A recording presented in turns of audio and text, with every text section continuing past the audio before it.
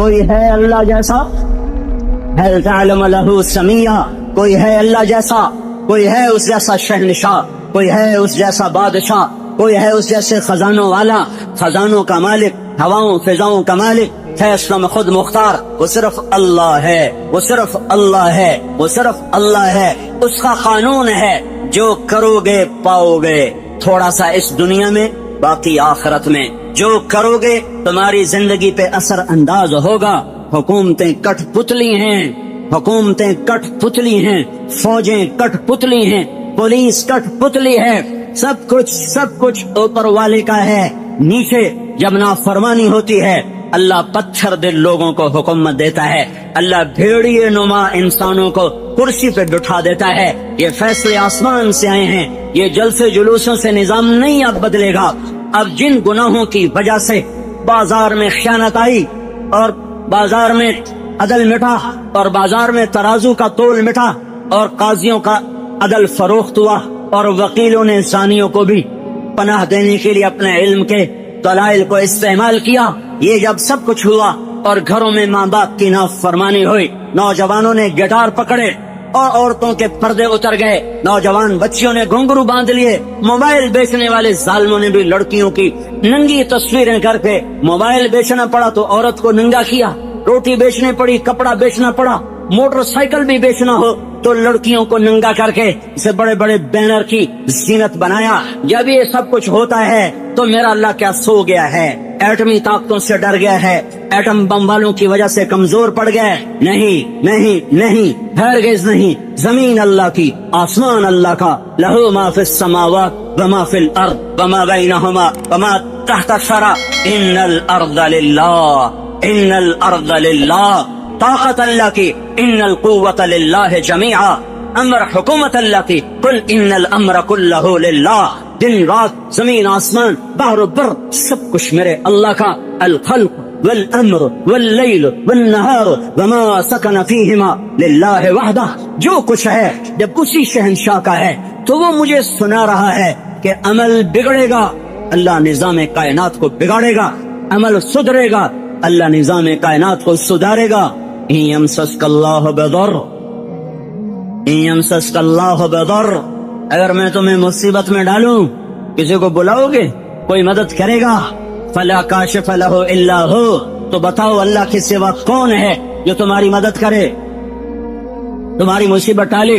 وَإِن يُرِدْكَ بِخَيْرٍ، اور اگر تمہارا اللہ تمہاری بھلائی چاہ لے، ہاں بھائی مسلمانوں کو عزت دے دو، تو اب ایٹم بم والے ہمیں روک لیں گے؟ وَإِن يُرِدْكَ بِخَيْرٍ، وَإِن يُرِدْكَ بِخَيْرٍ، وَإِن يُرِدْكَ بِخَيْرٍ، اللہ نے آسمان سے اعلان کیا ہاں امت محمدیہ کو عزت دے دی جائے، تو اب ایٹم بم والے ہمیں روک سکتے ہیں؟ ایٹمی خلائی طاقتیں ہمیں عزت سے محروم کر سکتی ہیں؟ اس نے اعلان کر دیا اقتدار کا جھنڈا اس امت کے سر پہ گاڑ دیا جائے، تب کوئی ہوگا جو ہمیں روک لے گا؟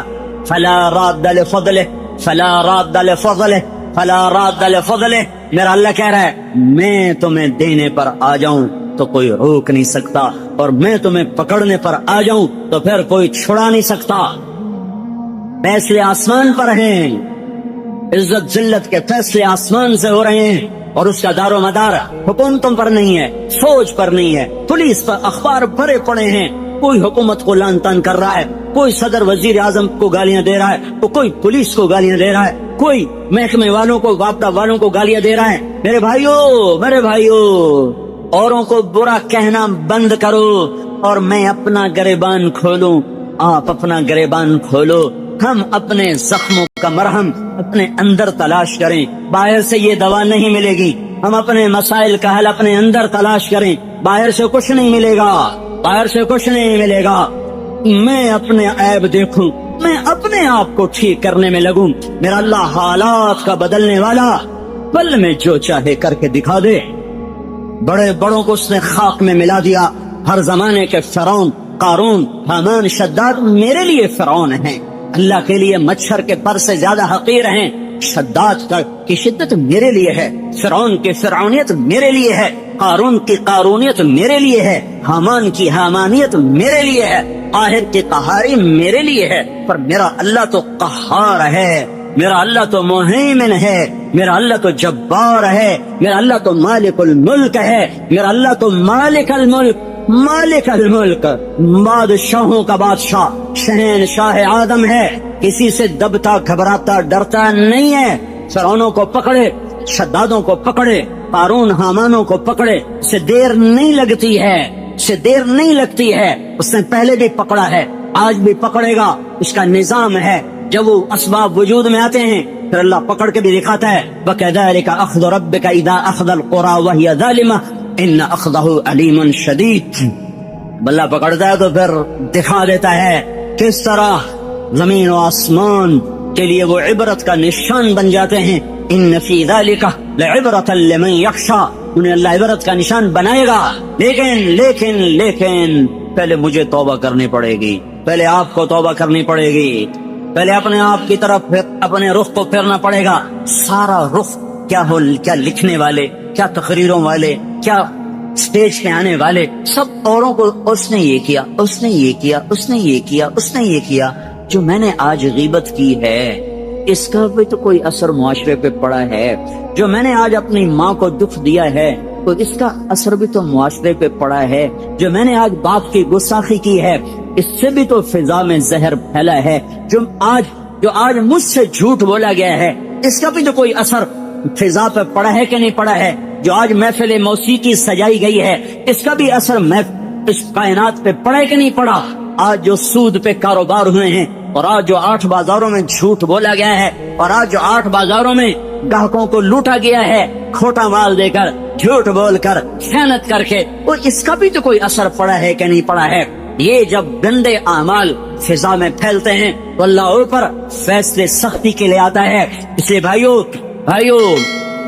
دنیا اور آخرت بنانی ہے تو اپنے آپ کو بنانا پڑے گا، دنیا اور آخرت کو ٹھیک کرنا ہے، اپنے آپ کو سنوارنا ہوگا۔ نہ یہ حکومتوں کے بس میں ہے، نہ یہ فوجوں کے بس میں ہے، نہ یہ پولیس کے بس میں ہے، نہ یہ محکموں کے بس میں ہے، وہ ہماری طرح سے عاجز، کمزور، حقیر، فقیر انسان ہے، نفس و شیطان کے غلام ہیں، میں بھی آپ بھی غلام، وہ بھی غلام۔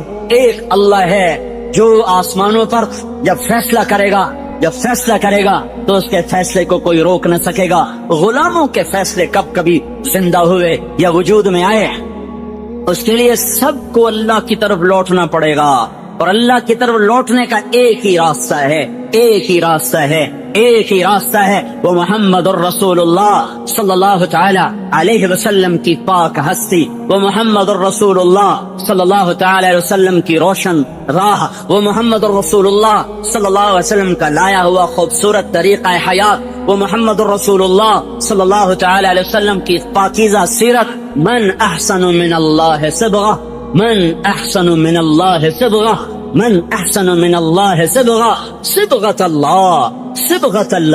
کوئی پنجابی رنگ میں رنگا گیا، کوئی پٹھانی رنگ میں رنگا گیا، کوئی بلوچی رنگ میں رنگا گیا، کوئی سندھی رنگ میں رنگا گیا، کوئی ایرانی رنگ میں رنگا گیا، کوئی ترکی رنگ میں رنگا گیا، کوئی یورپی رنگ میں رنگا گیا، کوئی افریقی رنگ میں رنگا گیا۔ میرا اللہ کہہ رہا ہے او یہ سب رنگ کچے ہیں، اتر جائیں گے۔ صبغۃ اللہ، صبغۃ اللہ، صبغۃ اللہ، اللہ کے رنگ میں رنگو، اللہ کے رنگ میں رنگو۔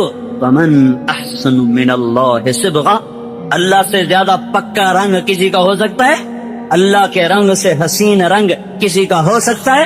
اللہ کے رنگ سے زیادہ دل فریب، دل دیدہ زیب کوئی رنگ ہو سکتا ہے؟ من احسن من اللہ صبغہ، من احسن من اللہ صبغہ۔ اللہ کا رنگ کیا ہے؟ کوئی اللہ نے دکان کھولی ہوئی ہے؟ کیوں 8 بازاروں میں اللہ نے رنگوں کی دکان کھولی ہوئی ہے؟ وہ رنگ کیا ہے؟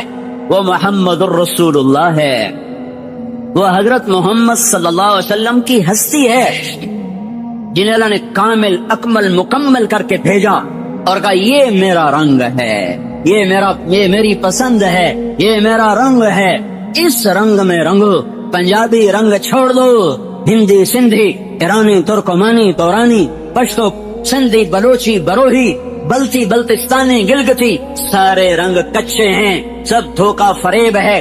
ایک رنگ پکا ہے، وہ حضرت محمد صلی اللہ تبارک و تعالی علیہ وسلم کی ہستی کا لایا ہوا طریقہ ہے۔ یہ سب سے اعلیٰ، یہ سب سے افضل، یہ سب سے برتر، یہ سب سے اجمل، یہ سب سے اکمل، یہ سب سے انور، یہ سب سے اشرف، جس کو اللہ بنا کر پھر اس کو اللہ تعالیٰ عزت دے، جس کو اللہ بنا کر پھر خود اس کا احترام کرے۔ یا سلام، یا ایھا المزمل، کیا خوبصورت لقب، یا ایھا المدثر، کیا لاڈ اور پیار ہے، یا ایھا النبی، کیا احترام ہے، یا ایھا الرسول، کیا عزت ہے۔ وما ارسلناک الا رحمۃ للعالمین، کتنا بڑا لقب ہے۔ انا ارسلناک شاہدا ومبشرا ونذیرا وداعیا الی اللہ باذنہ وسراجا منیرا۔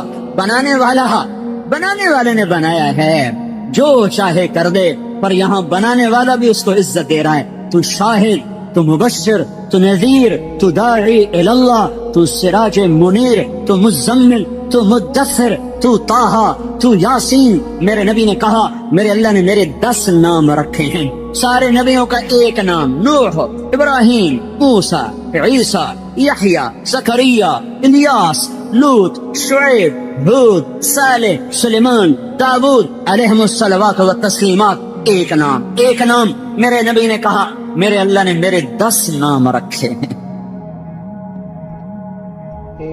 10 نام کیوں رکھے ہیں؟ کہ ایک نام میں محبت پوری طرح ادا نہیں ہوتی ہے، لہذا ماں اپنے بچے کو کبھی کہتی میرا بلال، کبھی کہتی میرا لال، کبھی کہتی میرا چاند، کبھی کہتی میرا تارا، کبھی کہتی میرا جگر، کبھی کہتی میرا دل۔ کیا کیا نام لیے جا رہی ہے۔ یہ صرف بلال بلال بلال کیوں نہیں کہہ رہی ہے؟ کہ ایک لفظ میں محبت پوری اتر نہیں رہی ہے، تو وہ مختلف انداز اور اسلوب لاتی ہے، اور ہر اسلوب میں اپنی محبت کو اتارتی ہے کہ الفاظ کی کثرت سے معانی کو توسع ملتا ہے، وسعت ملتی ہے، معانی کو وسعت ملتی ہے۔ پیچھے محبت کا ایک بہت بڑا دریا ہے، ایک بڑی موج ہے، اور آگے صرف ایک لفظ ہے، اسلم یا بلال یا احمد، وہ ایک لفظ ہے، اس کے اندر سے وہ موج گزرتی نہیں ہے، تو اس کو یوں بدلتی ہے، کبھی جگر، کبھی ٹکڑا، کبھی دل، کبھی تارا، کبھی چاند، کبھی سورج، کبھی سہارا، کبھی آسرا۔ کیا کیا کیا بنا کر محبت کے دل فریب انداز وہ اپنے بچے کے سامنے پیش کرتی چلی جاتی ہے۔ تو صرف محمد کہنے میں محبت کا پیچھے بہتا ہوا دھارا اس میں سے گزر نہیں پا رہا تھا، تو اللہ تعالیٰ نے نام کثرت سے عطا فرما کر پوری موج جو آئی، تو آگے کئی راستے تھے جس سے وہ محبت نکلتی چلی گئی۔ تو کہا میرے نبی نے کہ میرے اللہ نے میرے 10 نام رکھے، محمد و احمد والماحی والحاشر والعاقب والفاتح والخاتم و ابو القاسم و طٰہٰ و یاسین۔ یہ 10 نام تو اللہ نے رکھے ہیں۔ پھر آگے جو 7 لقب اور لگائے، محمد اور احمد اور ماحی اور حاشر اور عاقب اور فاتح اور خاتم اور ابو القاسم اور طٰہٰ اور یاسین اور مزمل اور مدثر اور شاہد اور مبشر اور نذیر اور داعی الی اللہ اور سراج منیر اور یا ایھا النبی اور یا ایھا الرسول اور وما ارسلناک الا رحمۃ للعالمین اور رحمۃ للعالمین اور رؤوف الرحیم۔ کمال اپنے 2 ناموں میں سے 2 نام عطا کر دیے۔ کبھی یہ کام نہیں کیا ہے، اپنے نبی کو اپنے نام دے دیے۔ اللہ کا نام رؤوف رحیم، اللہ نے میرے نبی کو کہا رؤوف رحیم، فرق رکھا خالق اور مخلوق کا۔ اپنے بارے میں کہا ان ربکم لرؤوف الرحیم، تمہارا رب کل کائنات کے لیے رؤوف الرحیم ہے۔ اور اپنے نبی کو فرمایا بالمؤمنین رؤوف الرحیم، یہ ایمان والوں کے لیے رؤوف الرحیم ہے، تاکہ خالق اور مخلوق کا فرق بھی باقی رہے اور عزتوں کی بلندیاں بھی طے ہوتی چلی جائیں۔ اپنے ناموں میں سے 2 نام عطا فرمائے، حریص علیکم عزیز علیہ ما عنتم حریص علیکم بالمؤمنین رؤوف الرحیم۔ وہ عزیز، وہ حریص، وہ رؤوف، وہ رحیم، وہ شاہد، وہ مبشر، وہ نذیر، وہ داعی، وہ سراج منیر، وہ مزمل، وہ مدثر، وہ طٰہٰ، وہ یاسین، یہ سارے نام دے کر آپ کی عزتوں کو بھی بتایا، اپنے عشق و محبت کو بھی بتایا کہ اللہ نے بنایا، پھر خود ہی محبت فرمائی اور حبیب بنا لیا۔ صحابہ بیٹھے باتیں کر رہے تھے، کہہ رہے تھے دیکھو یار دیکھو یار، ابراہیم خلیل ہیں، موسیٰ کلیم ہیں، عیسیٰ روح اللہ ہے.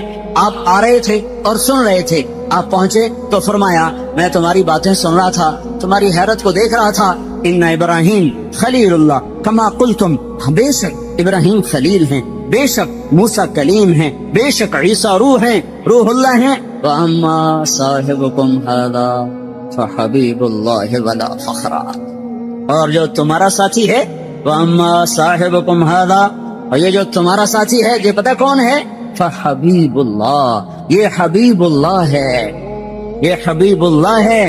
اور اللہ تعالیٰ نے، آپ نے فرمایا، اللہ نے قسم اٹھائی ہے کہ میں اپنے حبیب کو اونچا کروں گا، خلیل پر بھی، کلیم پر بھی، کلیم بھی نیچے، خلیل بھی نیچے، حبیب اللہ سب سے اوپر، سب سے اعلیٰ، سب سے برتر. تو ایک راستہ ہے صرف حضرت محمد صلی اللہ علیہ وسلم کی زندگی پر ڈھلنے کا، چلنے کا. بھائیو، پوری دنیا میں اضطراب ہے، سارا جہان چین میں نہیں ہے. مال والے ہوں، فقیر ہوں، دکھ درد میں ڈوبی ہوئی انسانیت ہے. اور وجہ صرف ایک ہے، اللہ سے دور ہو گئے، اللہ کے رسول سے دور ہو گئے. اس وقت کا سب سے بڑا محسن وہ ہوگا جو انہیں اللہ اس کے رسول کے ساتھ جوڑ دے گا. وَكَذَلِكَ جَعَلْنَاكُمْ أُمَّةً وَسَطًا، اسی طرح ہم نے تمہیں امت وسط بنایا ہے. امت وسط، امت واسطہ. کیا واسطہ ہے؟ پہلے اللہ تک ملانے کے لیے نبی آتے تھے، لوگوں کو اللہ کا پتہ نہیں ہوتا تھا، وہ بے چین بے قرار ہوتے تھے، تو اللہ ایک نبی بھیجتا تھا جو انہیں اللہ سے ملا دیتا تھا. اس لیے لوگ نبیوں پر فدا ہوتے تھے کہ محسن کے سامنے سر جھکانا انسانی فطرت ہے. میرا سب سے بڑا محسن وہ جو مجھے اللہ کا پتہ بتائے. تو نبیوں پر لوگ قربان ہوئے کہ ان سے بڑا محسن دنیا میں آیا کوئی نہیں ہے. حضرت محمد صلی اللہ علیہ وسلم پر آ کر نبوت ختم ہو گئی، اب قیامت تک کوئی نبی نہیں آئے گا. اب کون واسطہ بنے گا؟ اب کون اللہ سے لوگوں کو ملائے گا؟ تو اللہ نے مجھے آپ کو یہ عزت عطا فرمائی اور کہا وَكَذَلِكَ جَعَلْنَاكُمْ أُمَّةً وَسَطًا، اے امت محمد تمہیں مبارک ہو، اب یہ واسطے کا کام تم کرو گے، تم میرے اور میرے بندوں کے درمیان واسطہ بنو گے. اس کا طریقہ کیا ہے؟ لِتَكُونُوا شُهَدَاءَ عَلَى النَّاسِ، اس کا طریقہ یہ ہے کہ تم گھر گھر جا کر لوگوں کو میری بات سناؤ گے، گھر گھر، در در، ملک پھر کر لوگوں کو میرے کلمے کا شیدائی بناؤ گے اور میری طرف بلاؤ گے. یہ اگر تم کام کرنے والے بنو گے تو پھر کیا ہوگا؟ میں اپنے بندوں کو مل جاؤں گا، میرے بندے مجھے پالیں گے. جو مجھے پالیں گے تو انہیں وجدتنی وجدت کل شیء، انہیں منزل مل جائے گی. انہیں منزل پر پہنچانے کی وجہ سے یہ امت ساری امتوں سے افضل ہو کر نبیوں کی شان کے ساتھ اٹھائی جائے گی. قیامت کے دن ہماری پہچان اگر عبادت پر ہوئی، عبادت پر، نماز روزے پر، ذکر و تلاوت پر، تو ہم بڑے تھوڑے نمبروں سے پاس ہوں گے. ہمارے پاس ٹائم ہی تھوڑا ہے، 60-70 سال کوئی عمر ہوتی ہے. پہلی امتیں، میں نے ایک راہب کا پڑھا، بنی اسرائیل کا ایک راہب، ایک عبادت گزار اپنے عبادت خانے میں داخل ہوا اور 300 سال تک دنیا میں اس نے مڑ کے نہیں دیکھا کہ باہر کیا ہو رہا ہے، سوائے اپنی پیشاب کی ضرورت کے. 300 برس کی بندگی کر کے وہ شخص دنیا سے رخصت ہوا. 300 سال کی نماز، روزے، ذکر، اور اس کے مقابلے میں اس امت کے 50, 60, 70 سال کی نماز، روزے جب تولا جائے گا تو یہ تو کوئی مقابلہ ہی کوئی نہیں ہے، تو کوئی حیثیت ہی کوئی نہیں ہے. اس امت کی عزت، شرافت، بڑائی وہ امت وسط کی وجہ سے ہے کہ پہلے کوئی امت اللہ کا پیغام لے کے دنیا میں نہ پھری، پہلے کوئی امت اللہ کے پیغام کو دنیا میں پہنچانے کے لیے گھر سے بے گھر نہ ہوئے، در سے بے در نہ ہوئے. یہ پہلی امت ہے جنہیں حکم ملا کنتم خیر امت اخرجت للناس تأمرون بالمعروف وتنہون عن المنکر وتؤمنون باللہ. یہ پہلی امت ہے جس کو اللہ تعالیٰ نے فرمایا شاباش، بڑے اچھے ہو.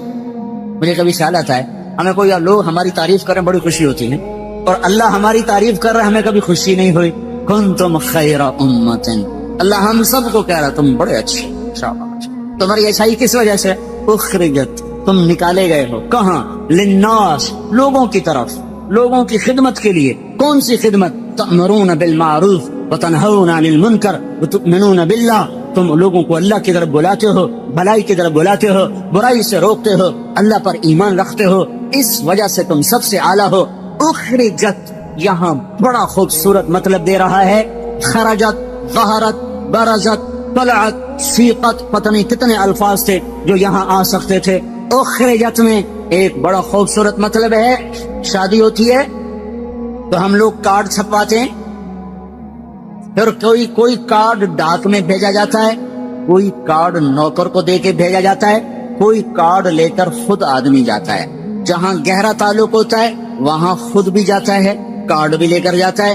جہاں درمیانہ تعلق ہوتا ہے وہاں نوکر بھیجتا ہے۔ جہاں بس واجبی رسم راہ رسم ہے وہاں خالی ڈاک کے ذریعے سے کارڈ چلا جاتا ہے۔ جب کسی کے گھر خود چل کے کوئی چلا جائے تو اس کے اوپر وزن پڑ جاتا ہے کہ یہ تو خود چل کے آیا ہے، اب تو ہمیں جانا پڑے گا۔ خود چل کے کوئی آ جائے تو اگلا بھی اسے عزت سمجھتا ہے، مجھے عزت دی ہے، خود چل کے آئے ہیں، اب تو بھئی ہمیں جانا پڑے گا، چاہے سمندر بھی پار کرنا پڑے۔ تو اخرجت کا مطلب یہاں یہ ہے کہ اللہ عرشوں پر کہہ رہا ہے اے میرے محبوب کی امت، میں تمہیں خود بلانے آیا ہوں، میں تمہیں خود بلانے آیا ہوں۔ یہ تبلیغی جماعت کا کام نہیں ہے، تمہارا رب تمہیں خود بلانے آیا ہے کہ آؤ، اب کوئی واسطہ نہیں میرے اور میرے بندوں کے درمیان، اب صرف تم واسطہ ہو۔ تم گھر چھوڑو، تم گھروں سے نکلو، تمہارے سوا یہ کام کوئی نہیں کر سکتا۔ تمہاری عزت تمہارے لمبے نفلوں پر نہیں ہے، تمہارے لمبے لمبے مراقبے پر تمہاری عزت نہیں ہے، تمہارے لمبی لمبی تہجد پر تمہاری بلندیاں بڑائی نہیں ہے، تمہارے قدم اٹھانے پر تمہاری بڑائیاں ہیں، تمہارے اوروں کے پیچھے رلنے اور پھرنے پر تمہاری عزتیں اور بلندیاں ہیں۔ اس لیے اس امت کو کوئی نہ مل سکے گا قیامت کے دن کہ انہوں نے وہ کام کیا جو نبیوں نے کیا، انہوں نے وہ کام کیا جو کوئی نہ امتوں میں کر سکا۔ لِتَكُونُوا شُهَدَاءَ عَلَى النَّاسِ وَيَكُونَ الرَّسُولُ عَلَيْكُمْ شَهِيدًا وَكَذَلِكَ جَعَلْنَاكُمْ أُمَّةً وَسَطًا۔ بھائیو، پوری دنیا پر رحم کھانا ہے، پوری دنیا کی تقدیر بدلوانی ہے۔ اپنی ذات سے ہم توبہ کریں، لوگوں کے پیچھے پھریں، لوگوں کے پیچھے پھریں۔ یہ پھرنا زندگی میں تبدیلی لاتا ہے۔ یہ مت سوچو کہ پہلے خود ٹھیک ہو جاؤ پھر اوروں کو دعوت دو۔ خود ٹھیک ہونے کا پیمانہ کیا ہے؟ خود ٹھیک ہونے کا معیار کیا ہے؟ میں پہلے خود ٹھیک ہو جاؤں پھر میں اوروں کو تبلیغ کروں گا۔ تو جو آدمی یہ کہے کہ اب میں ٹھیک ہو گیا ہوں اب میں اوروں کو تبلیغ کروں گا، یہ تو بڑا شیطان ہے، اس کی تو تبلیغ کی ضرورت ہی کوئی نہیں۔ جو اپنے آپ کو ٹھیک سمجھے اب میں ٹھیک ہوگا، اب میری اصلاح ہو گئی ہے، اب میں نے اوروں کی اصلاح کرنی ہے، یہ تو بڑا شیطان ہے جو کہہ رہا میری اصلاح ہو چکی۔ اصلاح کا کوئی پیمانہ نہیں ہے کہ جیسے ہم نے پاس ہونے کے 33 نمبر رکھ دیے ہیں کہ بھئی 33 نمبر چلو جی پاس ہو گیا، تو کوئی اپنے منہ سے یہ کیسے کہے کہ میں ٹھیک ہوں میں اوروں کو ٹھیک کروں گا؟ اور اصلاح کا عجب معیار ہے، جو جتنا ٹھیک ہوتا چلا جاتا ہے وہ اتنا اپنے آپ کو بگڑا ہوا سمجھنے لگ جاتا ہے۔ لہذا جس کی جتنی اصلاح ہوگی وہ اتنا کہے گا میں بڑا بدکار ہوں، وہ تو کبھی بھی یہ نہیں کہے گا میں ٹھیک ہوں، تو وہ تو کبھی بھی اللہ کی راہ میں قدم نہیں اٹھا سکتا، میں تو ٹھیک ہی نہیں، میں اوروں کو کیا دعوت دوں، میں تو خود ٹھیک ہی نہیں، میں اوروں کو کیا تبلیغ کروں، پہلے اپنے آپ کو ٹھیک کروں پھر اوروں کو تبلیغ کروں۔ اپنے آپ کو ٹھیک کرنے کا راستہ بھی تو یہی ہے، گھر بیٹھ کے کس نے اصلاح پائی ہے؟ پہلے میں تیرنا سیکھ لوں پھر میں تیروں گا، کیوں؟ پہلے میں تیرنا سیکھ لوں پھر میں تیروں گا، یہ ہو سکتا ہے؟ تیرنا سیکھنا ایک ہی وقت میں ہو رہا ہوتا ہے کیونکہ اس کے لیے پانی ہی ہے، پانی کے بغیر مٹی میں تیرے گا پھر جا کے پانی میں تیرے گا۔ تیرنا سیکھنا ایک ہی وقت میں ہے، مارو ہاتھ پاؤں کبھی الٹے کبھی سیدھے، کوئی غوطہ لگے گا کوئی اندر پانی آئے گا پھر تیرنے لگ جاؤ گے۔ پہلے میں گاڑی چلانا سیکھ لوں میں پھر گاڑی چلاؤں گا، تو کون سی گاڑی پہلے چلانا سیکھے گا؟ لکڑی کی، پلاسٹک کی، کہ گھر میں بیٹھا سارا سٹیئرنگ پھری کدی کھبے کدی سجے کدی اگاں کدی پچھا، لو جی اما ہن میں ڈرائیور بن گیا، ہن مینوں گڈی دی چابی دے میں گڈی چلاونی، گھر بیٹھا رہو۔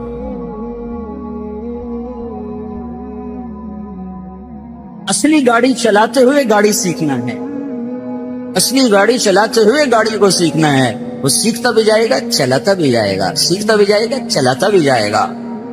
یہ قدم کا اٹھنا، گھر کا چھوٹنا، لوگوں کی کڑوی کسیلی سننا، در در کی ٹھوکریں کھانا، یہ سب سے بڑا اصلاح کا ذریعہ ہے۔ خالی بیٹھ کر تنہائی میں ذکر کر لینا اس سے تھوڑا اصلاح ہوتی ہے۔ وہ چلے گئے دور جب باہر اندھیرا تھوڑا تھا، تھوڑی سی روشنی سے کام چل جاتا تھا، خوب اندھیرا ہے، کچھ نظر نہیں آ رہا، اب بڑی قربانی دے گا تو تب جا کر دل کے چراغ جلیں گے، ورنہ باہر کے اندھیرے یہ ٹمٹماتے چراغوں کی روشنی کو بالکل بے نام بے نشان کر دیں گے۔ سارے عالم کے انسانوں پر، سارے عالم کے کفر پر چوٹ پڑے گی جب ایک شخص اپنے گھر سے قدم نکالتا ہوا چلے گا۔ سیکھتے بھی جانا ہے، کرتے بھی جانا ہے، یہ تو دعوی باطل ہے۔ میں ٹھیک ہو جاؤں پھر میں تبلیغ کروں گا، پہلے خود ٹھیک ہو جاؤ پھر اوروں کو تبلیغ کرو۔ ایسی تبلیغ کا کیا فائدہ؟ خود تو عمل کرتے نہیں، اوروں کو تبلیغ کرتے ہیں، اس کا کیا فائدہ ہے؟ اس کا کیا فائدہ؟ میں ایک مثال دیتا ہوں، میں حافظ نہیں ہوں، میں ایک مثال دے رہا ہوں، میں حافظ نہیں ہوں، میں اپنے بیٹے سے کہتا ہوں بیٹا جا قرآن یاد کر لے، وہ آگے مجھے کہ ابا تو پہلے آپ یاد کر پھر مینوں آکھیں، یہ بات ٹھیک ہے؟ ابا تیرا اپنا عمل تو ہے نہیں، تو مجھے کیوں تبلیغ کر رہا ہے؟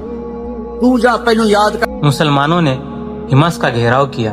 ابو عبیدہ بن درہ رضی اللہ عنہ امیر تھے۔ پادریوں نے کہا ان سے صلح کر لے، ان سے لڑنا فضول ہے، یہ آخر نبی صلی اللہ علیہ وسلم کے لوگ ہیں، ان سے ٹکر نہیں لی جا سکتی۔ تو نوجوان اندر جو فوج تھی انہوں نے کہا نہیں، ہمیں ایران کے دانت کھٹے کر دیے، یا رب ہمارے سامنے کیا چیز ہے؟ تو حضرت عبیدہ رضی اللہ عنہ کو محاصرہ کرنا پڑا۔ آپ نے فرمایا دیکھو میں جب تکبیر کہوں تو تم وضو کر لینا اور اپنا سامان تیار کر لینا اور حملے کے لیے تیار ہو جانا۔ تو اور کہا اللہ اکبر، تو سارے شہر میں زلزلہ آ گیا۔ پھر کہا اللہ اکبر، تو سارے قلعے کی دیواریں جگہ جگہ سے ٹوٹ کر زمین پر گر پڑی۔ ان کے پادریوں نے کہا کہ ہم تو پہلے ہی کہتے تھے کہ ان سے نہ لڑو، ان کے بول سے یہ ہو گیا کہ جب تلوار اٹھائیں گے تو کیا ہوگا؟ جب یہ اللہ اکبر ہم بھی کہتے ہیں، ان کے اللہ اکبر نے قلعے توڑ دیے، ہمارے اللہ اکبر ہماری زبان سے جھوٹ نہیں نکال سکی، نظروں سے بے حیائی نہیں نکال سکتی، کانوں سے گانا بجانا نہیں نکال سکی، ہاتھوں سے ظلم نہیں نکال سکی، دکانیں سے خیانت نہیں نکال سکی۔ معلوم ہوا کہ توحید اور کبریائی بھی عقلی ہے، کل بھی نہیں، ابھی دل نہیں بولا لا الہ الا اللہ۔ یہ بھی اللہ تعالیٰ کا شکر ہے کہ دل میں ہے لا الہ الا اللہ، لیکن ایسا نہیں ہے جو ہمیں اسے کلمے پر کھڑا کر دے اور محمد رسول اللہ، ایسا نہیں کہ جو ہمارے لگاموں کو روک دے اور لگا دے ہم کو پورے کا پورا حضرت محمد صلی اللہ علیہ وسلم کے مبارک طریقے پر۔ حضرت سیدہ فاطمہ رضی اللہ عنہا حضور اکرم صلی اللہ علیہ وسلم کے یہاں تشریف لا رہی ہے۔ یا رسول اللہ گھر میں فاقہ ہے، فرشتے کو تسبیح پڑھ کر پیٹ بھرتے ہیں، کچھ ہمارا علاج فرمائیے۔ تو آپ نے آگے ارشاد فرما رہے ہیں میری بیٹی فاطمہ تو کیوں غم کرتی ہے؟ تیرے گھر میں اگر 3 دن کا فاقہ ہے، تیرے باپ کے گھر میں 1 مہینہ ہوا چولہا ہی نہیں جلا، میرے پاس بکری کھڑی ہے، اب دیکھو تربیت، میرے پاس بکریاں کھڑی ہے، چاہو تو میں تمہیں 5 بکریاں دیتا ہوں اور چاہو تو 5 دعائیں مجھ سے سیکھ لے۔ بول کیا کہتی ہے؟ نبی کریم صلی اللہ علیہ وسلم ہو اور فاطمہ جیسی بیٹی ہو تو ایسی محبت ہو کہ جب کبھی آپ سفر پر تشریف لے جاتے تو اپنی بیویوں کو ملتے اور سب سے آخر میں حضرت فاطمہ رضی اللہ عنہ سے ملتے، پھر اس کے بعد جب گھر واپس آتے تو سب سے پہلے حضرت فاطمہ رضی اللہ عنہ سے ملتے، پھر آپ اپنی باقی بیویوں سے ملتے، ایسی محبت تھی۔ پھر فرمایا فاطمہ میرے جگر کا ٹکڑا ہے، جس نے اسے تکلیف دی اس نے مجھے تکلیف دی، جس نے اسے راضی کیا اس نے مجھ کو راضی کیا۔ اور انہیں سب سے پہلے خوشخبری سنائی کہ جب آپ قریب الوفات تھے تو حضرت فاطمہ رضی اللہ عنہا بیٹھے رو رہی ہے، ہائے میرے باپ کا درد، ہائے میرے باپ کا غم۔ آپ نے فرمایا میرے قریب کان کرو، تو ایسے کان میں کچھ کہا تو وہ رونے لگی، پھر دوبارہ کان میں کچھ کہا تو ہنسنے لگی۔ تو جب آپ کے پاس سے اٹھ کر گئی تو حضرت عائشہ رضی اللہ عنہ نے پوچھا کیا ہوا؟ کہا نہیں بتاؤں گی، ابھی نہیں بتاؤں گی۔ تو جب آپ کا انتقال ہو گیا تو پھر پوچھا کہ اب بتاؤ، کہا کہ اب پریشان بیٹی تھی تو میرے ابا نے میرے کان میں کہا بیٹی پریشان نہ ہو، میرے جانے کا وقت آ چکا ہے، تو مجھے ایک دم سے رونا آ گیا۔ پھر میرے کان میں کہا بیٹی رو نہیں، سب سے پہلے تو ہی آ کر مجھ سے ملیں گی۔ 6 مہینے کے بعد خود بھی باپ کے پاس پہنچی، 24 سال کی عمر میں انتقال ہو گیا، عین جوانی میں۔ جس بیٹی سے ایسی محبت ہو اور وہ بھوک کی شکایت لے کر آئے، پھر نبی فرمائے کہ بول 5 بکریاں دو کہ 5 دعائیں دو۔ یہ کیا ہے؟ یہ تربیت ہے، ہمیں بتایا جا رہا ہے کہ تربیت ہے۔ حضرت فاطمہ رضی اللہ عنہا کہتی ہے یا رسول اللہ ہماری شریعت اور ہمارے مطابق جو کہ شریعت بھی ہے کہ بکری بھی دے دو اور دعائیں بھی دے دو، آپ کا کیا جاتا ہے؟ لیکن مجاز نبوت سمجھ گئی کہ میرے باپ مجھ سے قربانی چاہتے ہیں، کہ یا رسول اللہ پہلے بھی بن رہی ہے بعد میں بھی بن جائیں گی، آپ مجھے 5 دعائیں سکھا دے، میں 5 بکریاں نہیں لیتی۔